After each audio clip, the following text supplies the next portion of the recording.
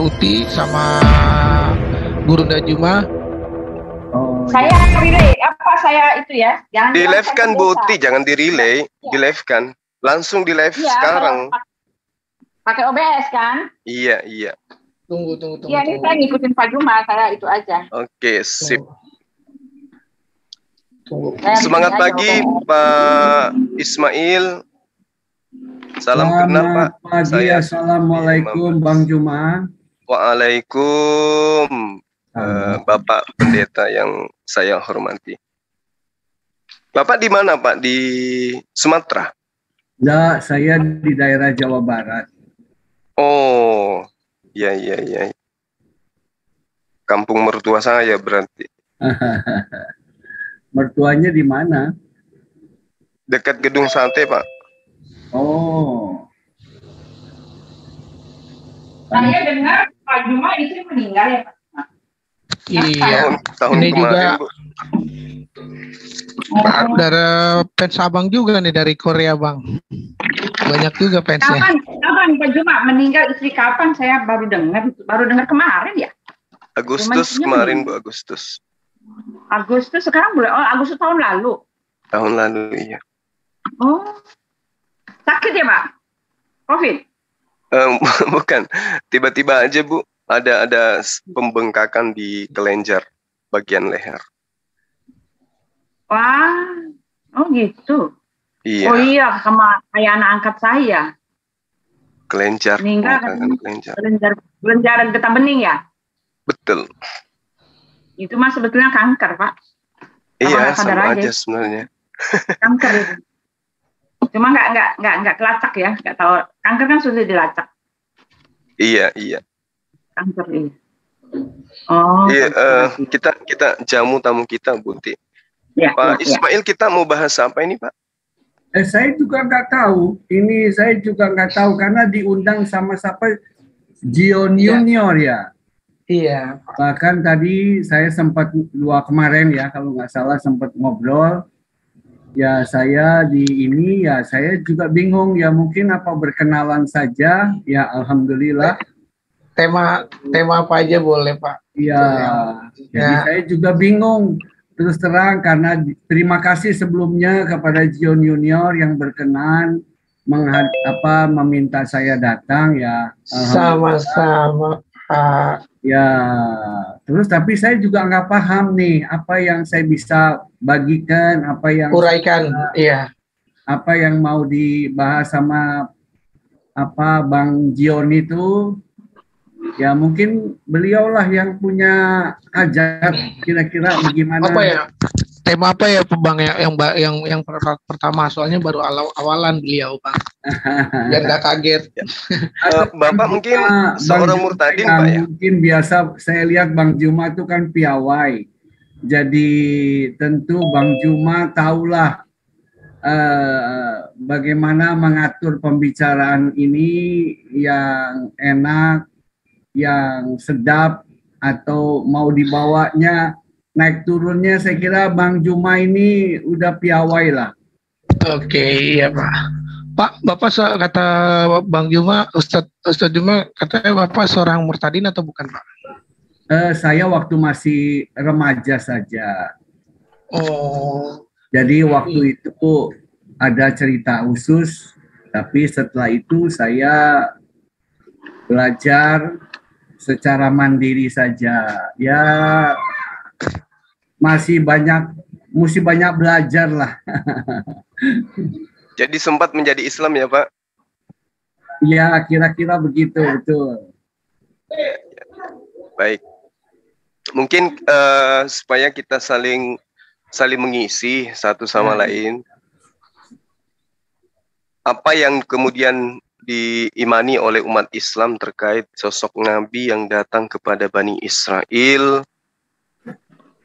yang kemudian kami menyebutnya Isa putra Maryam, dan sosok yang datang kepada Bani Israel yang juga tanpa ayah itu kemudian disebut teman Kristen dengan sebutan Yesus. Mungkin kita kerucutkan di tema itu aja dulu Pak, karena iman kita saya rasa sama. dalam hal mengimani seseorang yang datang kepada Bani Israel yang kemudian sebagai juru selamat. Ya, boleh, boleh. Iya. Di dalam Al-Quran diterangkan dalam surah Maryam, Bismillahirrahmanirrahim.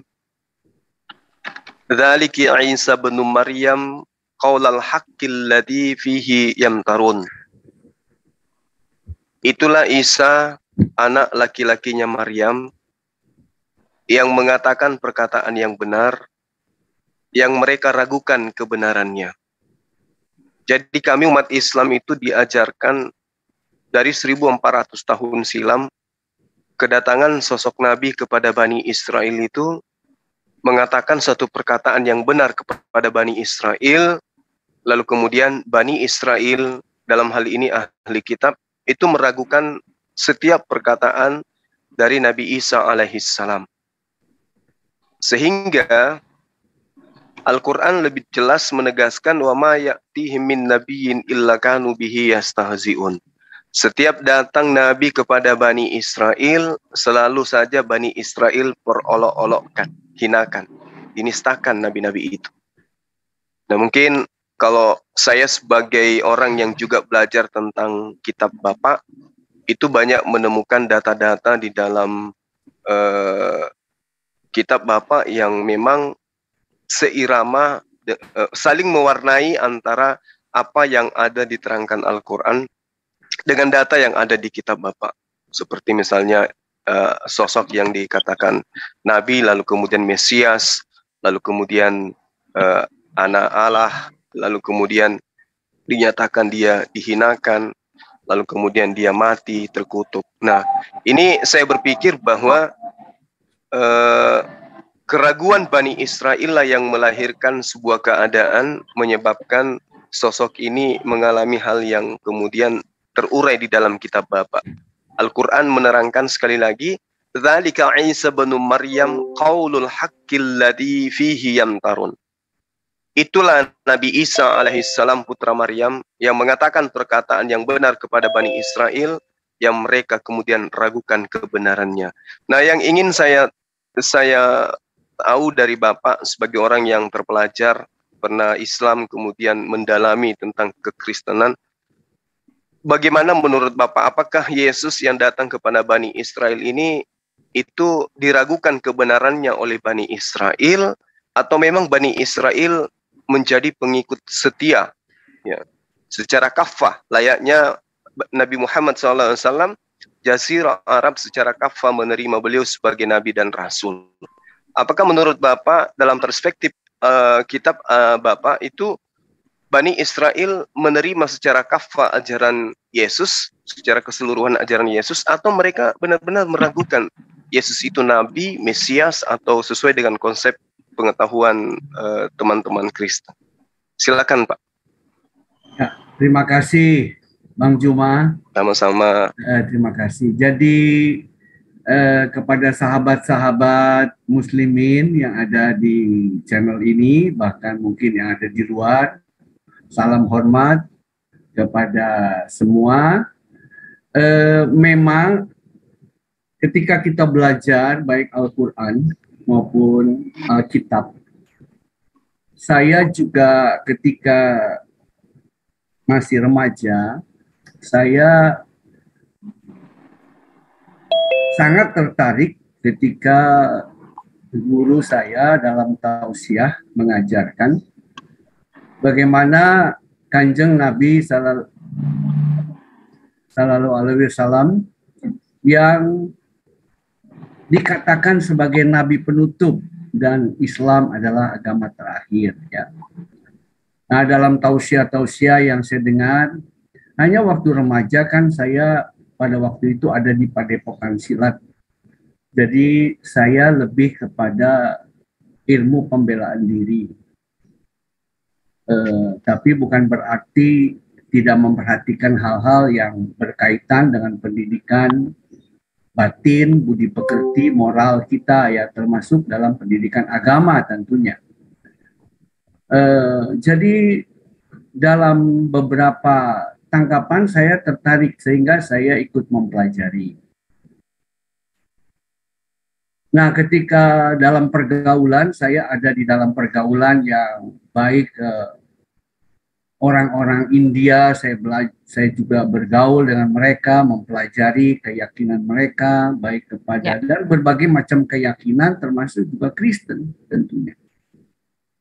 Sehingga pada waktu itu dengan pengetahuan yang masih muda dan cetek, ya saya mempelajari waktu itu saya hanya mempelajari dalam bahasa Indonesia saja. Karena ketika saya membaca Al-Quran, mengapa saya menetapkan hati dalam bahasa Indonesia? Pada saat itu, dalam masa kemudaan saya, walaupun sebenarnya setelah hari ini saya tahu sebenarnya salah juga, saya harus belajar bahasa Arab seharusnya. Nah, saya membaca dan melihat bahwa mengapa sih saya harus belajar bahasa Arab untuk membaca ini? Karena saya baca buku-buku lain, kitab suci, baik Weda, baik bahkan kitab suci agama Buddha, ya, juga sudah diterjemahkan dalam bahasa Indonesia. Jadi saya nggak perlu belajar bahasa Cinanya, bahasa Hindi, ya. Dan satu saat saya melihat bahwa Al-Quran sendiri menjawab mengapa itu diturunkan dalam bahasa Arab. Karena Allah menerangkan bahwa ya karena Rasulnya orang Arab. Jadi saya menganggap itu logika saya masuk dalam remaja. Dan kemudian saya membaca Al-Quran dalam bahasa Indonesia dan melihat diterjemahkan oleh berbagai tokoh-tokoh Muslim yang sangat kafah Islamnya. Dan saya juga percaya bahwa apa yang ditulis dalam bahasa Indonesia itu tentu bukan bermaksud menipu umat atau membuat umat menjadi tidak paham, ya. Jadi paling tidak mendekati walaupun. Jadi saya mempelajari itu dan tetap menetapkan hati dalam bahasa Indonesia. Nah, itulah kira-kira saya tidak terlalu paham dengan bahasa Arab, ya. Tapi saya percaya kebenaran yang dari Allah itu tidak dihalangi oleh bahasa tentunya. Karena apapun, bila kita mencari kebenaran dengan hati kita, saya percaya kita akan menemukan kebenaran itu. Walaupun mungkin dalam berbagai hal ya kita tetap perlu belajar, itulah Bang Juma. Nah, jadi apa yang dikatakan Bang Juma bahwa ternyata Bani Israel menolak, itu benar. Benar sekali. Sehingga ketika kalau kita membaca, maka apa yang diperselisihkan oleh Nasrani dan Yahudi, ya itulah tentang Isa. Ya, bagaimana mereka menolak itu, sehingga di dalam Al-Quran dijelaskan bagaimana umat Nabi sebagai umat penengah. Ya, itu dijelaskan. Sehingga kita memahami ya alur cerita itu sebenarnya. Jadi mereka sangat menolak, ya. Nah, alasan-alasan penolakannya itulah yang bersifat akidah tentunya menurut orang Yahudi saat itu. Ya. Nah, Isa menjelaskan tentang maksud Taurat, ya. Nah, inilah yang tidak dipahami oleh orang-orang Yahudi, bahkan bukan saat 2000 tahun yang lalu itu, ya. Quran turun bukan 600 tahun saat itu, kan waktu itu masih zaman 600 tahun, ya. Bukan 600 tahun, ya. Artinya sampai hari ini Bani Israel yang diwakili oleh negara Israel masih tidak menerima, ya. Jadi itu suatu fakta sejarah, ya. Dan itulah yang terjadi, ya. Sehingga apa yang dikatakan Bang Juma itu betul, ya. Nah, itulah yang kita pahami, sehingga pada pandangan saya pada waktu itu bukankah Alkitab tidak ada? Jadi kita jangan berpikir pada waktu itu para rabi, pendeta, lalu seperti zaman sekarang nenteng Alkitab, ya, bawa pakai tangan, datang ke masyarakat jahiliyah atau ke tempat-tempat tertentu dan menjelaskan inilah bagaimana bunyi kitab. Enggak. Karena Alkitab itu enggak ada. Ya, dalam arti secara terbuka, enggak ada toko buku, enggak ada apa ya. Jadi hanya dijelaskan. Nah, karena Alkitab saat itu belum diterjemahkan secara menyeluruh, yang ada tentu dalam bahasa-bahasa yang ada mereka. Lalu dibawa oleh orang-orang mungkin Syria, dan mereka berbahasa Yunani, berbahasa Aram atau berbahasa Ibrani, dan mereka bicara dalam bahasa yang ada di daerah sekitar Ummul Mekah, ya. Nah, oleh sebab itu Nabi Muhammad menjelaskan, ya, sehingga di dalam Quran sendiri dijelaskan bagaimana Nabi Muhammad mengkritik para ahli kitab yang menjelaskan dengan seenaknya dalam bahasa Arab tentunya, ya. Nah, mereka karena berbicara dalam bahasa Arab karena ya tentunya karena mereka tinggal baik di Yastrib, baik di kota-kota Mekah dan sekitarnya, dan mereka semua tentu berbahasa Arab, ya. Maka ketika para padri datang tentu menjelaskan kitabnya, ada beberapa hal yang ditentang atau dikritik. Nah, dikatakanlah di dalam Quran bahwa sebenarnya engkau harus jelaskan isi kitab itu dengan benar.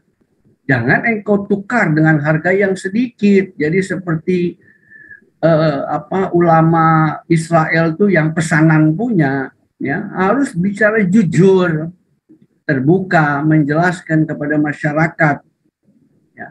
Tetapi mereka menutup-nutupi, tidak menjelaskan secara benar. Maka Nabi Muhammad, inilah yang benar, ya, yang dalam bahasa Arab yang terang, yang jelas, ya. Nah, itulah yang saya pahami, sehingga Nabi Muhammad mencoba menengahi antara pertentangan kaum ahli kitab dengan kaum Nasrani yang ada pada saat itu. Apalagi kita tahu perkembangan sejarah di saat itu, tentu karena saat itu Mekah dan lain sebagainya belum termasuk kota besar yang seperti pada saat itu seperti Bizantium dan lain sebagainya, masih dianggap kota kecil, ya. Mungkin Yastrib saja bisa lebih besar, ya. Karena kita melihat bagaimana penduduk Mekah harus membeli produk-produk mereka itu sampai ke benua Syam, ya.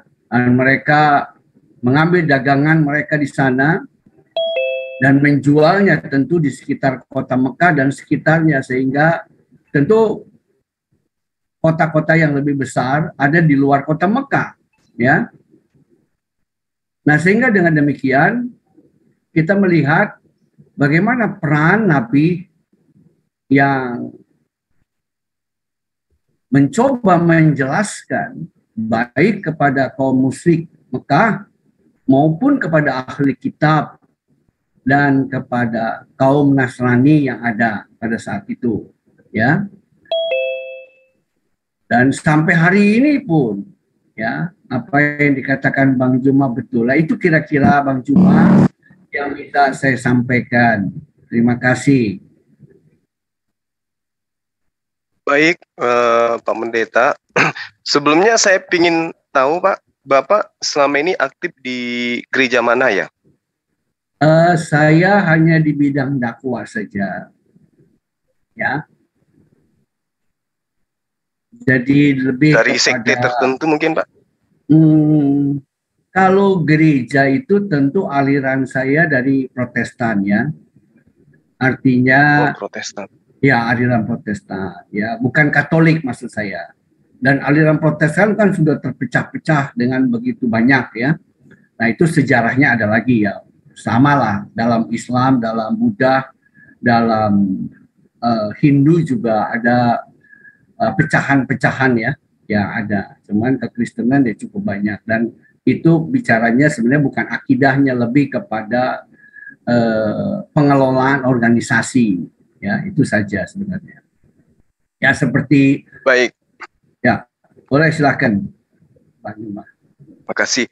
Jadi yang Bapak uraikan tadi terkait dengan apa yang saya sajikan, bahwa baginda Rasulullah Muhammad SAW itu menyampaikan kepada kami melalui Al-Quranul Karim bahwasanya kaum terdahulu itu gemar kemudian menolak keberadaan Nabi yang datang kepada mereka, lalu kemudian itu disebabkan karena mereka ragu tentang kenabian terhadap oknum yang datang, disebabkan karena memang Bani Israel itu dikenal sebagai bangsa yang tegar tengkuk.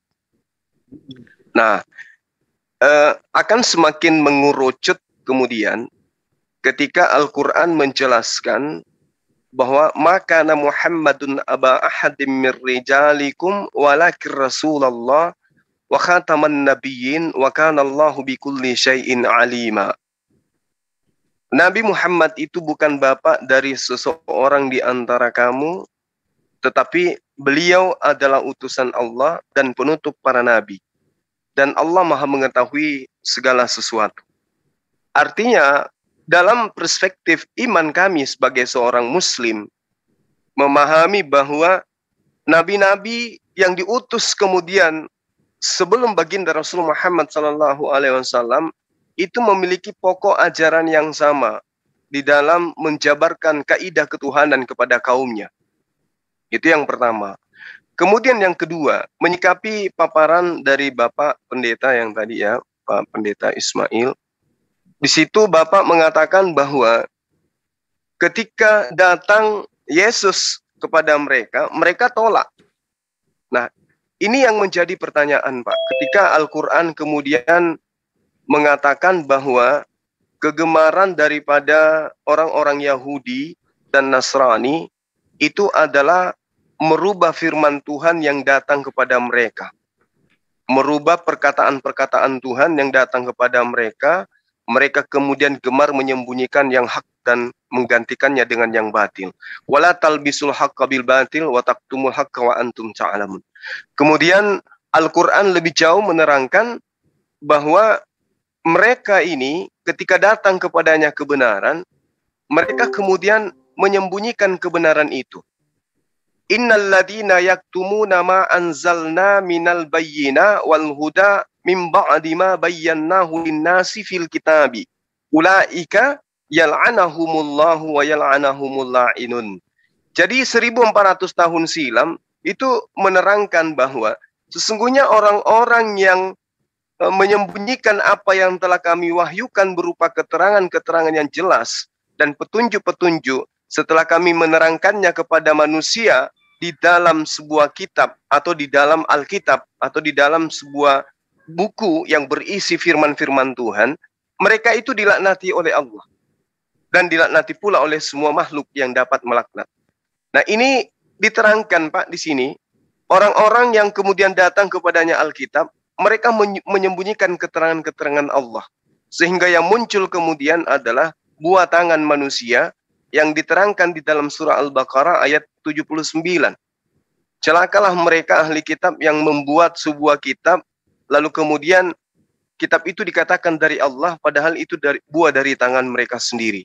Nah, yang ingin saya tahu dari Bapak nih yang sudah pernah merasakan Islam, kemudian kembali lalu kemudian menjadi seorang Kristen dari sekte apa tadi? Protestan, Pak ya? Ya. Ya. Nah, Kalau Bapak mengatakan Yesus itu ditolak oleh Bani Israel, apa tidak menutup kemungkinan, Pak, ajarannya kemudian juga ditolak? Karena kalau kita melihat dari penyelidikan penulis-penulis buku yang di kanon kemudian, itu banyak informasi yang menerangkan kalau Yesus itu menerima firman. Seperti misalnya di dalam Yohanes 17 nomor 8. Jadi di tengah-tengah kaum yang menolaknya, Yesus itu menerima firman. Nah, kalau dia sendiri ditolak, apakah firman yang diterima Yesus ini mereka terima? Ini yang ingin saya tahu, Pak. Apakah Bani Israel itu menerima firman yang Yesus terima dari Allah? Atau Yesusnya ditolak, firmannya pun ditolak? Atau Yesus ditolak, tapi firmannya diterima? Apa mungkin seperti itu? Misalnya, Rasulullah Muhammad SAW itu ditolak kenabiannya, tapi Al-Quran diterima. Apa mungkin kayak begitu, Pak? Silakan. Rupanya Bang Juma banyak belajar juga tentang Alkitab ya. Jadi saya coba menjelaskan saja. Ya mudah-mudahan kita bertemu pada titik pandangan walaupun tentu tetap tidak sama ya. Artinya tapi kan kita adalah mencari kebenaran selalu. Ya, dan kebenaran itu adalah sesuatu yang wajib dicari. Ya, alhamdulillah kalau kita boleh jumpa dengan bercakap-cakap dengan baik. Nah, seperti tadi dikatakan oleh Bang Juma bahwa bagaimana mereka merubah-rubah, menjelaskan, menyembunyikan kebenaran-kebenaran yang harus diterangkan, ya. Nah, kan sudah Bang Juma juga sudah katakan dan kita juga akui bersama, Israel itu adalah bangsa yang tegar tengkuk, bangsa yang begitu luar biasa, tapi bangsa yang disayang sama Allah, bahkan bangsa yang mendapat hati di hati Allah, ya itu kan juga jelas di dalam Quran bahwa bagaimana bangsa Israel menikmati nikmatnya Allah, ya baik melalui Nabi Musa dan nabi-nabi yang lain, ya. Nah, kalau kita bicara tentang ahli kitab, tentu kita bedakan antara ketika kita bicara dengan Nasrani. Karena kalau orang Yahudi, kita bicara orang Yahudi, Taurat mereka jelas, ya. Dan Al-Quran sendiri menjelaskan bagaimana Nabi Muhammad Sallallahu Alaihi Wasallam diperintahkan untuk mengikuti agama Ibrahim, agama yang hanif, agama yang lurus, ya. Dan dalam dialog dengan baik dengan kelompok Yahudi dan Nasrani, Nabi Muhammad menjelaskan kenapa dia menerima perintah itu, ya, karena dia ingin menjadi pembeda bahwa Nabi Ibrahim itu bukannya Yahudi dan bukan juga apalagi Nasrani, ya, kan begitu. Karena pada waktu itu kebangsaan daripada Ibrahim, menurut catatan sejarah, dia adalah dari daerah Ur-Kasdim, ya. Dialah yang menerima janji dari Allah, ya. Nah, kita mulai dari misalnya sedikit, walaupun bisa dari Adam, tapi dari Ibrahim dijelaskan bagaimana Kanjeng Nabi Muhammad diperintahkan untuk memegang tali agama Ibrahim, sehingga Quran mengikatkan diri kepada sejarah ini, ya, mengkaitkan hal ini, ya. Karena diberitahu bagaimana engkau harus mengkaitkan diri kepada agama Ibrahim, ya, agama yang lurus, ya. Dan di situ tentunya Taurat juga belum ada pada zaman Ibrahim, ya, karena Taurat diturunkan pada zaman Nabi Musa. Ya. Jadi Ibrahim itu bisa percaya kepada Allah itu tanpa kitab. Ya. Dia tanpa kitab, dia hanya menerima ayat, bukan kitab. Ya. Musa lah yang menerima kitab Taurat. Walaupun di dalam Al-Quran ada kitab Ibrahim, ya, tapi saya juga yakin percaya bahwa orang Islam tentu memahami hal ini. Ya. Nah, jadi kita melihat bahwa dengan sangat baik Kanjeng Nabi berkata, dan dia mencoba menjelaskan apa yang diterima dari Allah. Oh, dia diterima, dan dia disuruh mengikut. Jadi tidak mengikut Taurat, tapi tidak mengikut Injil juga. Dia mengikut agama Ibrahim. Nah, ya, itu yang dikatakan oleh Nabi. Ya. Nah, kalau gitu Taurat menjelaskan apa bangsa Yahudi? Karena bangsa Yahudi muncul itu setelah Musa. Ya.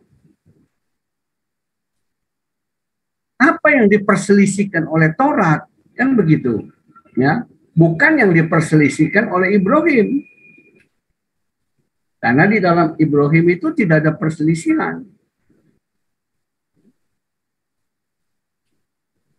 Nah, dalam hal inilah Taurat memiliki sejarah panjang dari Nabi Musa. Ya. Munculnya bangsa Israel karena itu adalah merupakan keturunan Ibrahim, jelas, dari 12 suku, dan di dalam Quran pun dijelaskan hal itu dengan baik, ya. Dan bagaimana bangsa Israel bahkan disebut umatku, ya. Begitu banyak kisah bangsa Israel yang dijelaskan di dalam Quran, yang mendapat keistimewaan begitu besar. Jadi itu merupakan sejarah panjang, dan Israel sebagai pemilik sejarah di sini. Ya.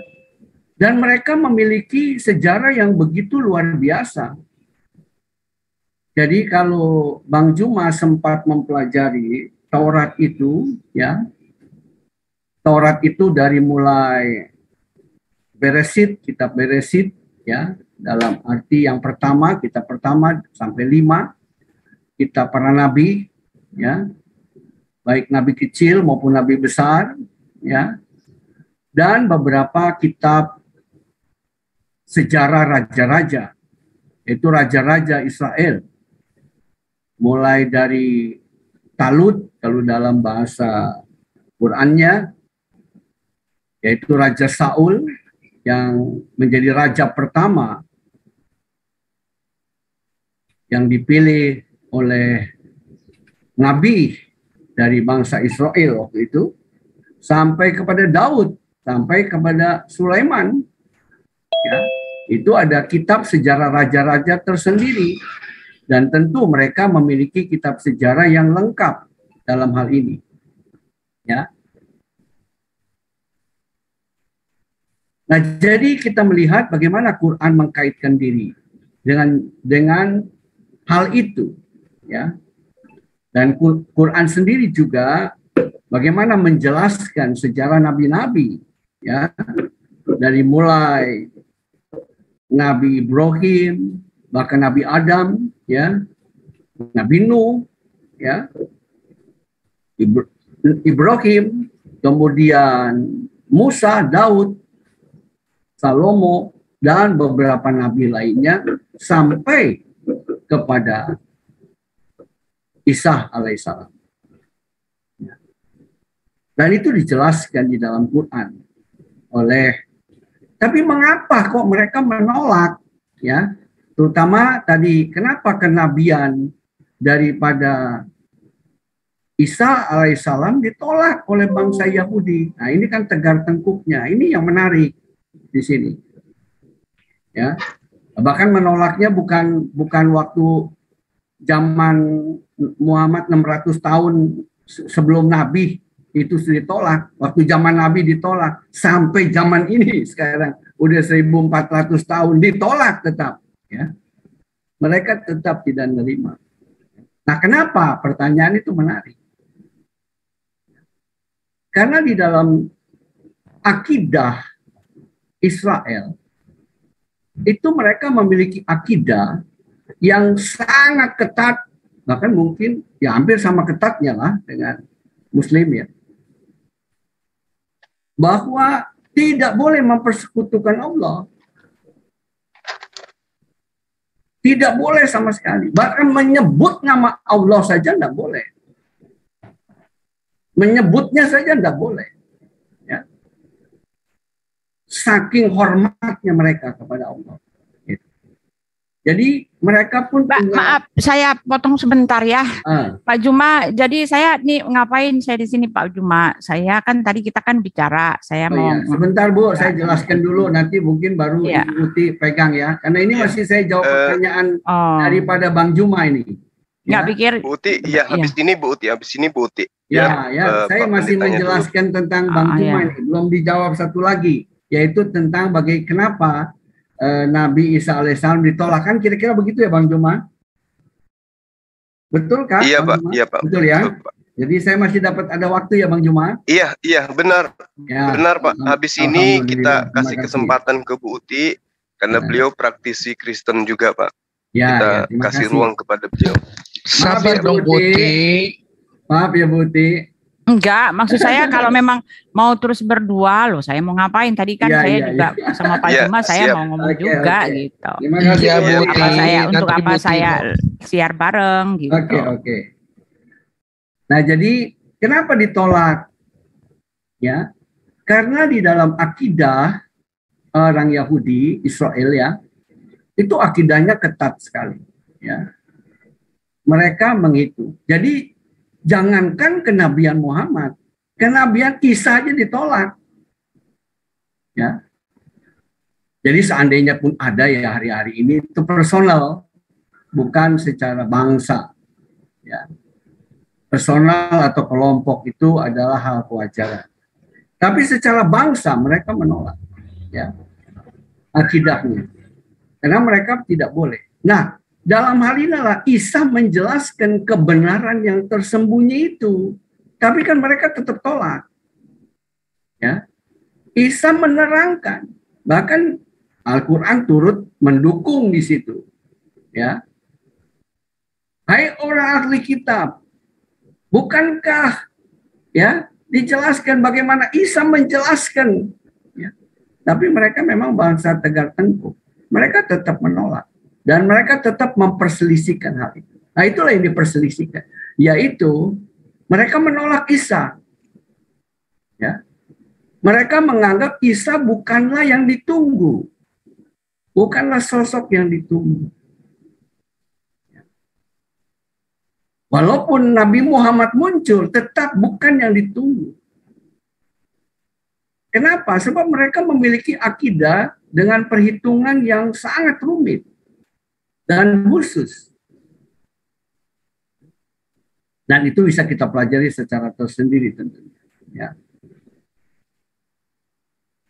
Sehingga dengan demikian, itulah yang istilahnya ditegur atau dikritik oleh Quran. Engkau menyembunyikan, seharusnya engkau menerima, tapi engkau kenapa engkau tetap memperselisihkan itu? Oleh sebab itu dijawablah oleh Quran. Biarlah kiranya Allah nanti yang akan menyelesaikan hal ini. Nah, itu kan kira-kira ditutup dengan bahasa demikian. Ya, tentu Bang Juma juga akan lebih memahami dari saya secara bahasa Arabnya. Ya, bagaimana Quran menjelaskan itu kepada ahli kitab? Kalau engkau tetap menolak, maka Allah yang akan menyelesaikan itu. Ya. Nah, dalam hal ini inilah yang mereka tidak bisa terima, ya. Ya, apalagi kenabian daripada Nabi Muhammad. Tentu mereka tolak. Mereka tidak akan pernah terima, ya. Dalam satu hadis bagaimana Nabi Muhammad berkata, baik kepada penulisnya si Said itu, bagaimana dia berkata dan dia menyuruh Said pelajari kitab Yahudi. Ya. Nah, orang Yahudi itu kaumnya menolak akan ajaran itu. Oleh sebab itu Said berkata, aku disuruh belajar sekian belas hari. Ya. Aku belajar bahasa Ibrani, aku belajar bahasa Yunani. Nah, itu kata Said. Ya. Mereka penolakan mereka begitu keras. Nah, itulah yang terjadi kira-kira seperti itu. Baik, Pak, baik. Ya, terima kasih. Makasih. Jadi di sini di tengah-tengah kita ada Ibu Uti. Memang dari pagi ada keinginan untuk ikut berdialog bersama dengan kita. Cuman saja mungkin perlu perkenalan dulu antara Pak Yusuf atau Pak Ismail dengan Bu Uti. Biar Bu Uti kita saling kenal dan saling memahami satu sama lain. Jadi di antara kita memang beda keyakinan, beda karakter, dan beda cara penyampaian. Silakan Bu Uti. Iya, terima kasih Pak Juma. Suara saya kedengaran nggak? Iya, suaranya bagus. Ya, jadi begini Pak Juma ya, selamat salam kenal Pak Pelan Bu Pendeta. suaranya Bu. Ya, Pelan. kalau gini gimana? Ibu Uti bukan sudah pernah ketemu saya? Iya sih Pak, di mana kita ketemu ya waktu itu saya lupa ya. Di channelnya Bu Uti kalau nggak salah. Kenal. Channel saya ya, iya udah lupa lama sekali ya. Salam Uti, salam hormat, salam. Iya, salam ya. Ini suaranya kecil sekali apa bagaimana? Suara saya kecil ya? Bu, kecil Suara banget ibu, Bu. Suara ibu Biasanya lantang. gede Bu. Di Biasanya tempat power. saya kencang. Kencang ya. Enggak Bang, biar lebih kenceng lagi Bang. Wah, kurang ajar. Janganlah, kasihan beliau, lagi haid Ya. beliau soalnya. Aduh, gila le. Ya, jadi begini. Terlalu gede. Wah, ada Pak Lamsan nih. Gawat. Ada. Gawat Saya nih ya. nyimak dari tadi, nyimak. Iya. Pak Lamsen juga bicara nanti ya. Ya, jadi begini Pak Juma, saya mau bantu sumbangsih ya. Kenapa Pak Juma selama ini mengatakan ya Yesus bukan Tuhan, Isa bukan Tuhan. Jadi gini ya, dari perkataan dari Pak Pendeta gitu, lalu dengan Pak Juma, saya sih mau tegaskan ya, kalau menurut saya, bukan menurut saya sih ya, menurut fakta, menurut realita, menurut bukti dan menurut data yang ada ya, kebenaran yang benar itu, kita sebetulnya punya Tuhan yang berbeda Pak. Ya, Tuhan yang berbeda, dari sinilah titik masalahnya gitu. Ya, Allah yang Bapak punya itu bukan Tuhan kami. Ya, jujur saya bilang Allah Subhanahu wa taala atau Allah Azza wa Jalla bukanlah yang kami sembah. Karena yang kami sembah, yang kami tahu adalah Elohim ya. Yang Elohim itu artinya ilah-ilah dan tetapi merujuk kepada satu nama yaitu Yod He Vav He, Allah yang penebus dan juru selamat, dan dia telah menerangkan siapa dirinya. Jadi kami mengenal secara karakteristiknya dia, kami mengetahui siapa dia, bagaimana pekerjaannya ya, hasil karya besarnya itu kepada seluruh umat manusia, dan kami sudah mempunyai konsep yang sudah diterangkan kepada kami. Jadi istilahnya Elohim itulah yang menerangkan dirinya kepada kami. Nah, kalau kami komparasikan kepada Pak Juma ya, Tuhannya Pak Juma itu Allah Subhanahu wa taala itu adalah konsep yang berasal daripada manusia kepada manusia untuk manusia. Ya, tidak ada Allah itu tidak ada sebetulnya kalau menurut saya. Karena apa? Tidak sama seperti Elohim kami yang datang, yang menyatakan diri, yang dinubuatkan, yang berkarya. Bahkan ketika Yesus datang menggenapi apa yang sudah dinubuatkan itu, dia melakukannya dan dia membuktikan bukti-buktinya. Aku inilah ya, aku datang bukan untuk meniadakan hukum Taurat, tetapi untuk menggenapinya katanya. Penggenapan hukum Taurat di dalam Ibrani 9 ayat 22, dan hampir segala sesuatu disucikan menurut hukum Taurat dengan darah.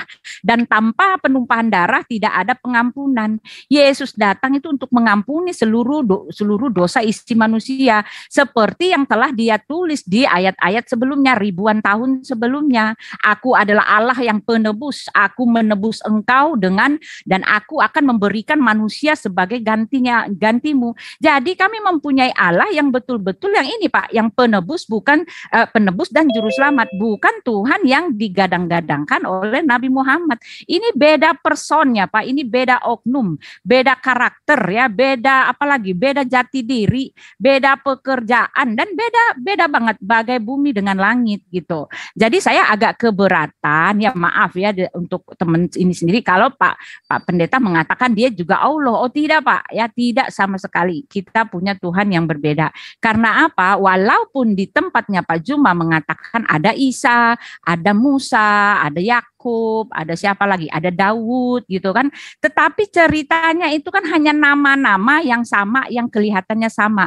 Tetapi cerita-ceritanya, peristiwa kronologis, sejarah yang tidak bisa diganggu-gugat itu perjalanan Abraham, perjalanan Daud, perjalanan Yakub gitu kan, perjalanan semua orang-orang yang terlibat di dalam kisah Perjanjian Lama itu sama sekali tidak sama dengan apa yang telah dibicarakan, yang diklaim sebagai Nabi Muhammad sebagai wahyu ya. Dia mengutip-ngutip di dalam kitab Perjanjian Lama, tetapi pengutipannya itu tidak sama Pak. Ketika dikomparasi ya jelas, kalau yang namanya tidak sama ya jelas itu hanya mengklaim. Karena apa? Karena yang pertama itu adalah sejarah. Sejarah tidak bisa dibolak-balik, sejarah itu adalah yang original, dan sejarah itu adalah bukti otentik kebenaran. Dan inilah yang dikatakan oleh Nabi sendiri, bahwa dia mengutus nabi-nabi, rasul-rasul itu berdasarkan sejarah, dan sejarahnya itu adalah kebenaran. Nah, tetapi ketika dia mengatakan sejarah adalah kebenaran, dia mengambil orang-orang sejarah di Perjanjian Lama salah semua. Nah, seharusnya Anda berpikir apa betul ini adalah wahyu Tuhan. Ya, kalau menurut saya ini hanyalah klaim semata gitu loh. Nah, tadi Pak Juma mengatakan bahwa di dalam Al-Qur'an celakalah orang-orang yang membuat suatu kitab ya dan mengatakan ini wahyu Tuhan. Nah, menurut saya itu untuk Nabi sendiri gitu kan. Untuk Nabi Muhammad sendiri. Kenapa begitu? Ya karena Nabi Muhammad sendiri yang mengatakan bahwa apa yang dia tulis itu adalah wahyu Tuhan. Enggak ada pembuktiannya sama sekali. Tetapi di dalam Alkitab ya, ketika wahyu Tuhan itu diturunkan gitu kan, ada pembuktiannya. Ketika 10 hukum Taurat itu diturunkan di Gunung Sinai gitu kan, 3 hari sebelumnya orang-orang Israel itu sudah dikumpulkan gitu kan, sudah dikumpulkan, mereka harus berpuasa, mereka harus menguduskan diri, mereka harus mengelilingi Gunung Sinai itu dan menjadi saksi kebesaran, keberadaan, keeksistensian Tuhan yang mewahyukan itu kepada Musa. Jadi ada pembuktiannya, bahkan Alkitab mencatat bahwa Elohim itu menyertai bangsa itu dengan tiang awan, tiang api, dan bahwa dialah yang membawa bangsa itu keluar dari tanah perbudakan. Nah, kalau di tempat apa? Jadi itu nggak kena buat kami Pak kalau dikatakan ini wahyu Tuhan, karena wahyu di tempat kami bukan hanya pewahyuan tetapi pembuktian, tetapi juga berdasarkan perjalanan sejarah, tetapi dilengkapi dengan data-data dan itu peristiwanya ada. Nah, celakalah orang yang membuat satu kitab dan mengatakan itu adalah wahyu Allah ya, Nabi Bapak sendiri kan. Ya, semua diklaim sebagai wahyu gitu kan. Mana buktinya? Sejarahnya di mana? Tidak ada sejarah di dalam Al-Qur'an sama sekali. Kita tidak akan pernah bisa mendapatkan perjalanan hidup Nabi Muhammad atau rasul-rasul, teman-temannya, kerabat, sahabatnya itu di dalam Al-Qur'an. Karena Al-Qur'an bukanlah catatan sejarah, bukanlah asbabun nuzul. Nah, itu dia. Oleh sebab itu 200 tahun karena ada keraguan, anak kebimbangan, ini ayat-ayatnya konteksnya apa? Akhirnya adalah yang namanya asbabun nuzul. Tetapi masalahnya asbabun nuzul ini juga lemah karena sudah ratusan tahun baru ada gitu loh. Jadi saya menolak ketika Pak Juma mengatakan celakalah orang yang membuat satu kitab dan mengatakan ini adalah wahyu Allah. Sedangkan di kitab kami, di kitab Lukas ya, apa yang kami lihat nih ya di dalam 1 Yohanes 1 juga, apa yang kami lihat, apa yang kami raba, apa yang kami rasa dengan tangan kami sendiri, itulah yang kami tulis. Nah, masalahnya inilah yang dibutuhkan untuk meneguhkan bahwa suatu bukti itu sah, bahwa semua pernyataan itu sah, benar, iya dan amin, harus berdasarkan bukti-bukti, harus berdasarkan data-data, harus berdasarkan sejarah yang ada, harus berdasarkan realita yang ada di depan mata. Dan ini ada di Alkitab. Rasul Lukas bukan hanya menulis, tetapi dia menyelidiki. Lalu dia di dalam Lukas 1 ya, dia menyelidiki. Dia bukan cuma asal mengatakan oh ini wahyu Allah, enggak, dia menyelidiki lalu dia menulisnya dan dia bertanya-tanya gitu kan. Lalu kalian mengatakan bahwa ini adalah, oh ini kan kalau begitu Alkitab itu adalah wartawan. Oh maaf ya, karena Alkitab itu ditulis oleh pelaku peristiwa, narasumber yang sah gitu kan. Dia ada di TKP dan dia adalah orang yang bertanggung jawab untuk untuk membuktikan bahwa segala pernyataan itu iya, benar dan amin. Nah di sini ya saya mau lihat ya satu ini ya. Di dalam Matius di dalam Lukas ya, pernyataan ini justru yang seperti inilah yang valid. Jadi saya bingung ketika kalian mengatakan loh itu kan Lukas itu kan Alkitab itu kan tulisan wartawan. Oh maaf, bukan cuma tulisan wartawan tetapi wahyu yang didukung oleh data-data, yang didukung oleh kenyataan, realita dan kebenaran. Theophilus yang mulia, banyak orang telah berusaha menyusun suatu berita tentang peristiwa yang telah terjadi di antara kita seperti yang disampaikan kepada kita oleh mereka yang dari semula, nah ini dia, adalah saksi mata dan pelayan firman. Karena itu setelah aku menyelidiki segala peristiwa itu dengan seksama dari asal mulanya, aku mengambil keputusan untuk membukukannya dengan teratur bagimu supaya engkau dapat mengetahui bahwa segala sesuatu yang diajarkan kepadamu sungguh benar. Nah gitu. Masalahnya Allah sendiri mengatakan bahwa semua yang tertulis itu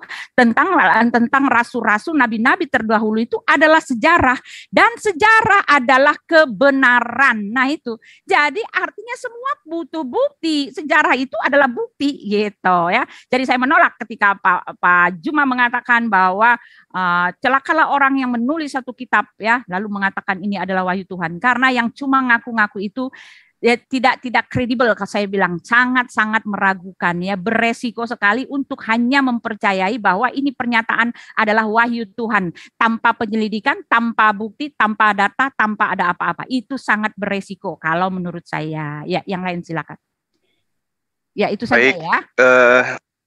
Ya, makasih Bu Uti. Pak Pendeta, mohon maaf, saya mohon waktu sejenak untuk menyikapi apa yang Bu Uti sampaikan tadi. Yang pertama, kalau Ibu Uti mengatakan Tuhan kita yang kita sembah itu adalah berbeda, saya katakan iya, memang betul. Tapi Tuhan pencipta kita itu cuma satu, bukan dua. Di antara kita, Islam dan Kristen, salah satu dari kita itu menyembah kepada bukan Tuhan kita, tapi menggantikannya dengan sembahan yang merupakan ciptaan. Islam atau Kristen yang melakukan kesalahan di sini. Jadi kalau kita mengatakan kita menyembah kepada Tuhan yang berbeda, saya katakan iya. Itu jelas. Tetapi kalau dikatakan Tuhan kita yang menciptakan kita itu sama, saya katakan iya, Tuhan itu cuma satu. Jadi yang membedakan Tuhan kita adalah perspektif iman kita terhadap objek sembahan. Poin itu yang harus dicatat supaya jangan diulang-ulang seakan-akan kami Islam itu ngemis-ngemis ingin disamakan sembahannya dengan sembahan Bu Uti. Al-Quran dan Bible. Al-Quran dari langit diwahyukan kepada baginda Rasulullah Muhammad SAW, sehingga tidak butuh saksi, tidak butuh penyelidikan, tidak butuh riset, tidak butuh wawancara, tidak butuh penyusunan berita-berita dari orang-orang yang tidak diketahui. Itu Al-Quran. Karena proses itu, maka Al-Quran disebut wahyu. Kalau ada buku yang catatannya berasalkan dari tulisan para saksi, itu bukan wahyu. Itu karya tulis namanya. Jauh-jauh levelnya disebut karya ilmiah, tapi tidak sampai kepada level wahyu. Satu poin supaya dipahami. Baginda Rasulullah Muhammad sallallahu alaihi wasallam menerangkan di dalam Al-Qur'an bahwa apa yang kami sembah, dialah yang menciptakan segala sesuatu. Zalikumullahu rabbukum la ilaha illa huwa khaliqu kulli syai' fa'budu wa huwa ala kulli syai'in wakil. Yang memiliki sifat yang demikian itu adalah Allah Tuhan kamu. Tidak ada Tuhan selain Dia, pencipta segala sesuatu, maka sembahlah Dia, dan Dia adalah pemelihara segala sesuatu. Lalu kemudian di dalam kitabnya Bani Israel bisa ditemukan pada hari ini seperti apa yang dikatakan oleh Bapak Pendeta tadi. Ada kitab Kejadian, ada kitab Shemot, Keluaran, ada kitab Devarim, Ulangan, dan seterusnya. Di kitab-kitab Bani Israel jelas menerangkan bahwa sebab itu ketahuilah pada hari ini dan camkanlah bahwa Tuhanlah Allah yang di langit, di atas, dan di bumi di bawah. Tidak ada yang lain. Berarti yang kami sembah adalah pencipta langit dan bumi. Tidak ada yang lain yang kami seru dengan sebutan Allah, pencipta yang maha suci, lagi maha tinggi. Kami tidak membentuk objek. Bahwa Tuhan kami itu berbentuk pohon. Bahwa Tuhan kami itu berbentuk sapi. Bahwa Tuhan kami itu berbentuk manusia. Tidak. Tapi Tuhan kami itu adalah gaib. Maha halus, maha melihat, maha mendengarkan. Namun fisik ciptaan, indera ciptaan tidak mampu kemudian melihat wujud daripada pencipta. Itu yang diajarkan oleh para nabi. Kalau kemudian Tuhan kita berbeda, itu dikarenakan karena Tuhan yang Ibu Uti sembah itu dilahirkan dari konsep baru. Apa konsep barunya? Semalam saya sudah terangkan kepada dua orang debater Kristen. Pertama, Roma 14 nomor 9. Sebab itu Kristus telah mati dan hidup kembali supaya Dia menjadi Tuhan. Itu konsep yang membuat kita berbeda. Kisah Para Rasul 2 nomor 36. Jadi seluruh kaum Israel harus tahu dengan pasti bahwa Allah telah membuat Yesus yang kau salibkan itu menjadi Tuhan. Itu yang membuat kita berbeda. Sementara Tuhan kami adalah yang mengetahui dan yang menciptakan dan yang maha melihat, Dialah Allah. Tuhan di atas langit dan di bumi bawah, tidak ada lain selain Dia. Itu diterangkan di dalam Devarim 4 nomor 39. Ini kenapa data ini kami ambil? Untuk menekankan bahwa Allah sudah menyatakan diri kepada nabi-nabi terdahulu. Dan itu diterangkan oleh Al-Quran.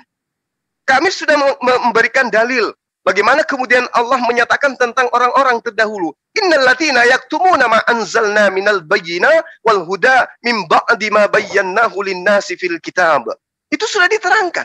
Mereka didatangkan Torah, mereka didatangkan Injil, mereka didatangkan Zabur, keterangan-keterangan yang jelas sebagai petunjuk kepada mereka. Namun mereka menolak, mereka menyembunyikan, mereka menukar apa yang Tuhan berikan kepada mereka dengan pengajaran-pengajaran yang berasal dari nenek moyang mereka.